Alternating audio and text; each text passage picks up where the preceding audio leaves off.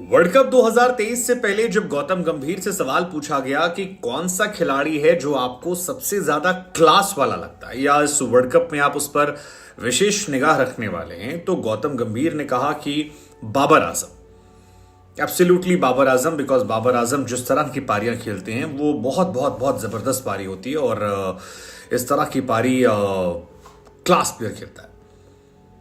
लेकिन अब जब पाकिस्तान लगातार 4 मैचेस हार चुकी है तब और वर्ल्ड कप से बाहर हो चुकी है ऑलमोस्ट, केवल 7% चांसेस हैं जो भी ना के बराबर है। सो उन्हीं गौतम गंभीर का स्टेटमेंट आता है कि Babar Azam hasn't played any impactful inning, record rankings are overrated, the real number 1 is who wins matches. Hindi में कहें तो बाबर आजम ने कोई भी ऐसी पारी नहीं खेली है किसी भी मैच में जो पाकिस्तान को जीत दिलाने वाली, पाकिस्तान को मुश्किलों से निकालने वाली हो, पाकिस्तान की नैया पार लगाने वाली हो। ये जितने भी रिकॉर्ड, जितने भी माइलस्टोन या जितनी भी रैंकिंग की कहानियां हैं, ये सब ओवररेटेड हैं, हवाई हैं। असली नंबर 1 वो होता है जो मैच जिता के देता है। और यही लाइन जो है ये बाबर आजम के डाउनफॉल की कहानी है।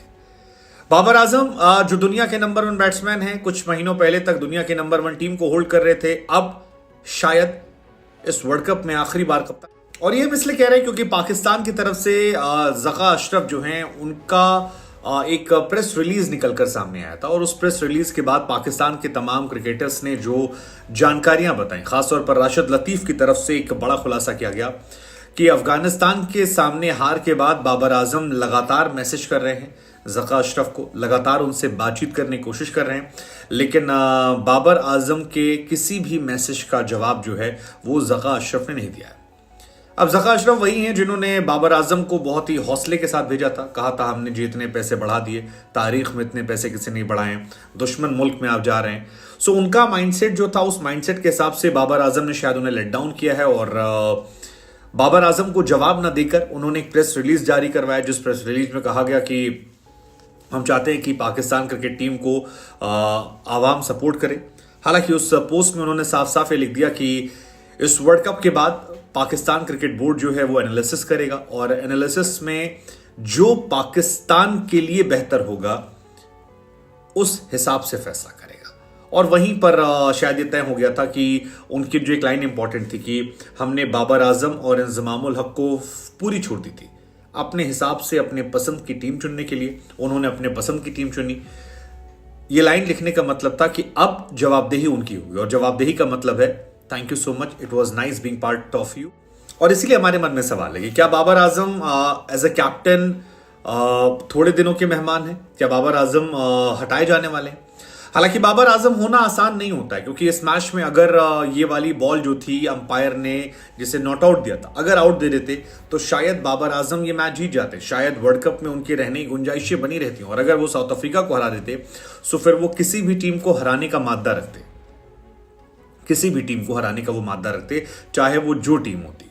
सो यहां पर उनका हारना एक बड़ा इशू था क्योंकि आगे उनके मैचेस जो हैं वो बांग्लादेश से थे, इंग्लैंड से थे। सो ये मैचेस वो जीत सकते थे, लेकिन यहां पर उनका मैच जीतना जरूरी था। सो ये मैच उनका गया। आप याद कीजिए मैथ्यू वेड का जो कैच ड्रॉप हुआ था, अगर वो कैच ना ड्रॉप होता तो फिर 3 छक्के ना लगते, तो शायद वहां पर वो मैच जीत जाते, वर्ल्ड कप उनके नाम होता। शादाब खान ने शनका का कैच ड्रॉप किया था, वो एक इंपॉर्टेंट मैच था, अगर वहां ना होता तो फिर मामला गड़बड़ होता। शाहीन शाफरीदी जो है वो चोटिल ना होते वर्ल्ड कप में T20, तो शायद वहां अलग कहानी होती। या एशिया कप में जमान खान की वो बॉल जो थी, जो पूरा ओवर निकल गया था, वो लेग साइड में चली ना आती, तो कहानी अलग होती। लेकिन कुल मिलाकर बाबर आजम होना इतना आसान नहीं है। लेकिन Babar Azam as a captain से ज्यादा एज अ प्लेयर क्वेश्चन हुए, क्योंकि ये बात सच है कि बाबर आजम ने इस पूरे टूर्नामेंट में कोई भी एक ऐसी पारी नहीं खेली है जो पाकिस्तान की नैया पार लगाने वाली हो। और अगर आप दुनिया के नंबर 1 हैं तो आप खैर, बाबर आजम की टीम जो है वो इतिहास की तारीख की सबसे बुरी हार झेल चुकी है। 4 बार लगातार हारे हैं। पाकिस्तान 273 रन बनाने के बाद, 275 प्लस बनाने के बाद बीते 20-25 साल में कभी हारा नहीं था। इस वर्ल्ड कप में 2 बार ऐसा हो गया। अफगानिस्तान ने तो उन्हें रगड़ दिया था, इंडिया ने उन्हें धरकर हराया था और आज साउथ अफ्रीका के साथ एक क्लोज एनकाउंटर में वो मैच हार जाते हैं। ऑस्ट्रेलिया के सामने एक अच्छी कोशिश थी लेकिन उसके बावजूद वो मैच हार जाते हैं।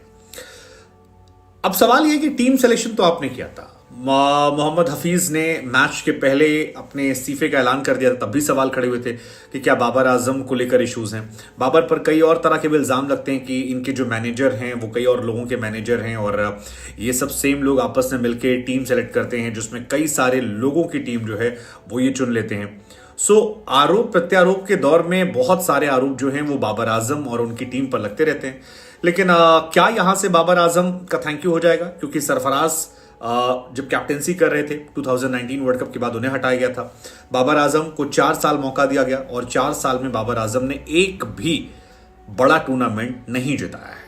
बाबर को ज्यादातर क्रिकेट एक्सपर्ट जो हैं वो एक एवरेज कैप्टन मानते हैं। एज अ प्लेयर उन्हें हाई रेट करते हैं, बट एज अ कैप्टन उन्हें एक एवरेज प्लेयर मानते हैं, और ये कहा जाता है कि उन्हें अलग करना नहीं आता है। वो कॉपी बुक वाले हैं कि अंदर से जो रट रटा कर आ गए। आज भी वसीम अकरम ने कहा कि उसामा मीर को खिलाना चाहिए था, नवाज की जगह गेंदबाजी करानी थी।